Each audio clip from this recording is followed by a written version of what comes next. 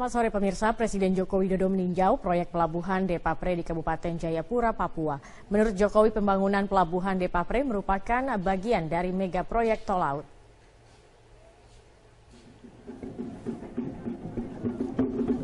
Di sela-sela kunjungannya, Jokowi mengatakan pelabuhan Depapre strategis bagi pengembangan perekonomian di Papua.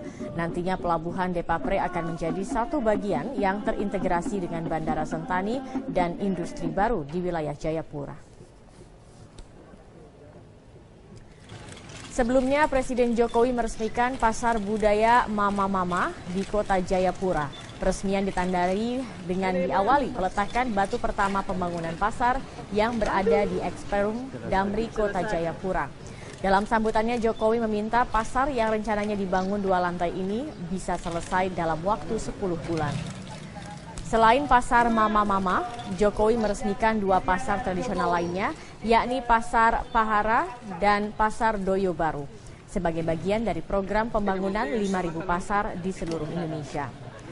Dalam kunjungannya ke Papua, Presiden didampingi Ibu Negara Iriana dan Menteri BUMN Rini Sumarno, serta Menteri Perdagangan Perindustrian Thomas Lembong, serta Gubernur Papua Lukas NMB.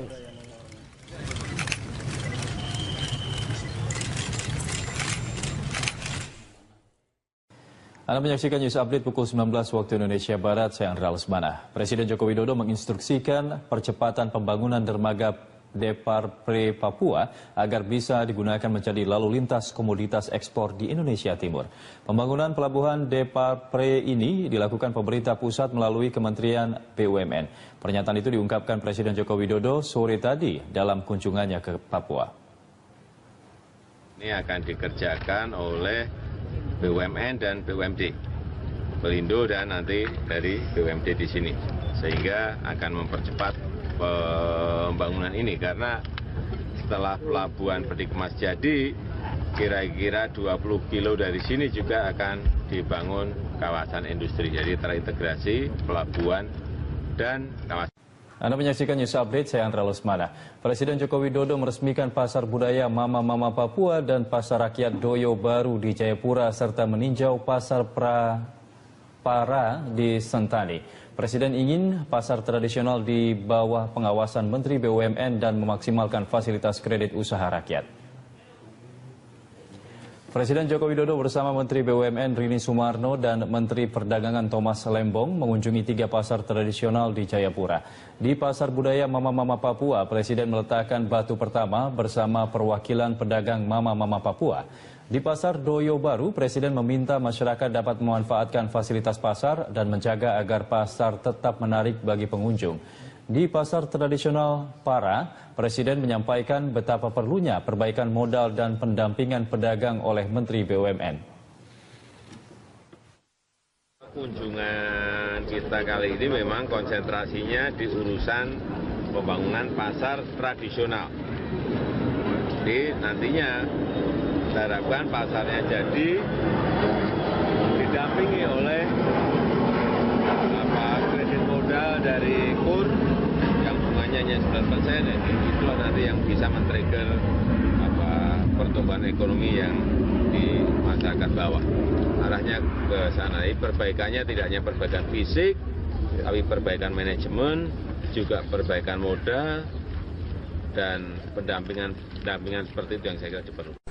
Kembali dalam Metro hari ini bersama saya, Robert Haryanto. Menko Polhukam Luhut Binsar Panjaitan membantah memiliki perusahaan offshore di Panama seperti yang muncul dalam dokumen Panama Papers. Ia tercatat sebagai direktur sebuah perusahaan offshore bernama Mayfair International Ltd yang berbasis di negara bebas pajak Seychelles. Ditemui di gedung Kemenko Polhukam, Luhut Binsar Panjaitan menegaskan ia tidak terlibat dalam Panama Papers dan tidak memiliki perusahaan offshore di negeri suaka pajak. Dalam dokumen Panama tercatat perusahaan itu berdiri pada tahun 2006. Namun menurut Luhut pada saat itu ia belum memiliki uang sehingga tidak mungkin ia mendirikan perusahaan seperti itu. Ia juga menegaskan perusahaan cangkang ini tidak termasuk dalam laporan LHKPN karena tidak pernah merasa memiliki perusahaan tersebut.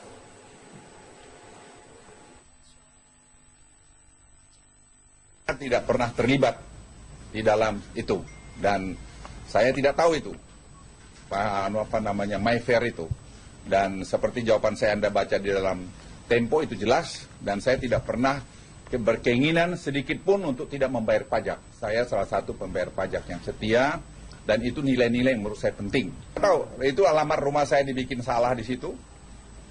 Ya, alamat rumah saya dibilang di Mega Kuningan 11, saya bukan di Mega Kuningan 11. Ada pengakuan. Ya, saya tidak tahu orang lain buat, tapi saya tidak pernah ada korespondensi. Saya tanya staf saya, tidak pernah saya terima uang, tidak pernah taruh uang, karena pada waktu itu saya juga nggak punya uang untuk sampai melakukan SPV di luar. Tapi terhadap perusahaan Buana itu dan Toba itu tuh benar ada, Pak? Ya, Toba Sejahtera perusahaan saya, tapi yang disebut di situ persada itu saya tidak tahu. Luhut Binsar Panjaitan merupakan orang kedua terdekat istana yang disebut-sebut masuk dalam daftar dokumen rahasia Panama Papers setelah Menteri BUMN Rini Sumarno. Usai menjelaskan mengenai keterkaitan namanya dengan Panama Papers di kantornya, Luhut Binsar Panjaitan dipanggil Presiden ke istana. Kita bergabung bersama rekan kami Rosalin Asmarantika dari Istana Negara Jakarta untuk mengelaborasi apa saja poin pemanggilan Luhut ke istana. Rosalin, apakah ada keterkaitan antara pemanggilan Luhut ke istana hari ini dengan kembali disebutnya nama pembantu Presiden dalam Panama Papers?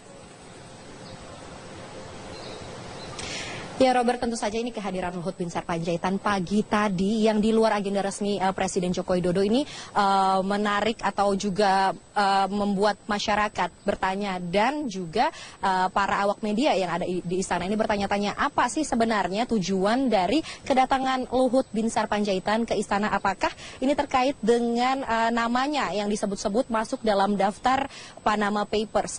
Ini sebenarnya sudah disangkal juga oleh Luhut Binsar Panjaitan ketika keluar dari istana kepresidenan. Luhut menyebut bahwa kehadirannya di istana pagi tadi ini semata untuk melaporkan ke kunjungan kerjanya ke Tiongkok yang akan dilakukan siang tadi. Jadi siang tadi ini Luhut Binsar Panjaitan sudah bertolak ke Tiongkok, dan apa-apa saja yang akan dibahas oleh Luhut Binsar Panjaitan dengan pemerintah Tiongkok terkait dengan kerjasama bilateral kedua negara menyangkut kerjasama di bidang keamanan, ini tadi dilaporkan oleh Luhut Binsar Panjaitan kepada Presiden Joko Widodo. Selain itu juga pembuatan crisis center di Kementerian Kemenko Polhukam, begitu ini juga diperbincangkan oleh Luhut Binsar Panjaitan dengan Presiden Joko Widodo. Meskipun Luhut Binsar Panjaitan ini tidak menyebutkan atau menampik begitu bahwa kehadirannya di Istana Negara ini dipanggil terkait dengan namanya yang disebut-sebut masuk ke dalam daftar Panama Papers,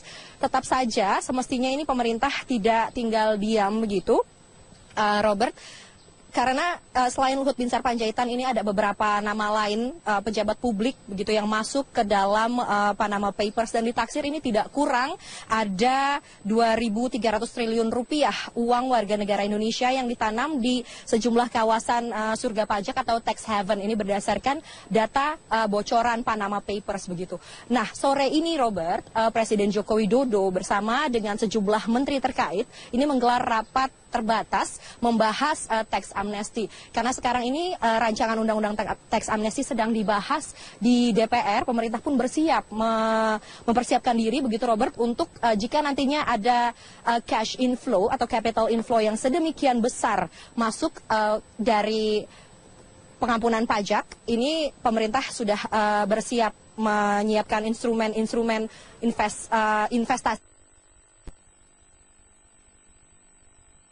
Saja selesai, ini adalah tadi seperti yang disebutkan oleh Sekretaris Kabinet Prabowo Anung, pemerintah akan membuat tim gabungan investigasi tax amnesty yang juga ini menelusuri kebenaran Panama Papers.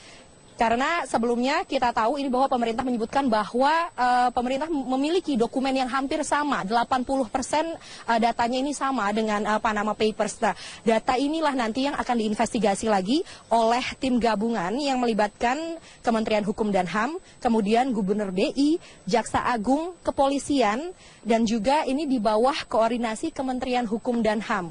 Kalau kita lihat ini tidak melibatkan Kemenko Polhukam begitu, mungkin ini karena nama Luhut Binsar Panjaitan juga disebut-sebut di Panama Papers.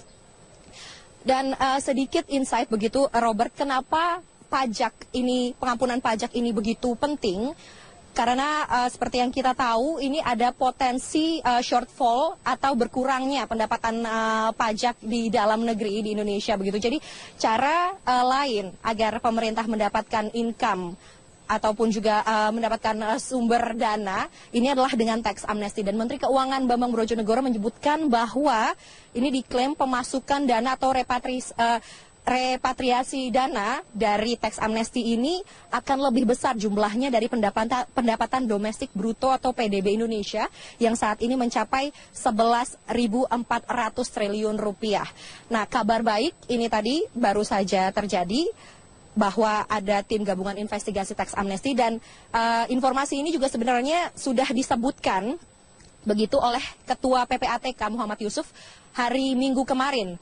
Muhammad Yusuf menyebutkan bahwa ini Istana akan bekerja sama juga dengan PPATK akan membahas transaksi Panama Papers dengan kementerian-kementerian terkait dan dijadwalkan rapat dengan KSP atau Kepala Staf Kepresidenan dengan PPATK ini dijadwalkan kalau tidak hari ini atau hari Selasa besok.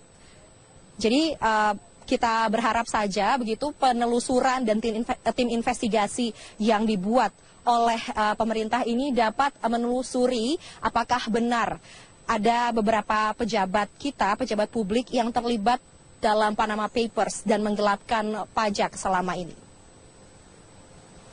Robert. Baik, terima kasih. Rosalin Asmarantika langsung dari Istana Negara di Jakarta.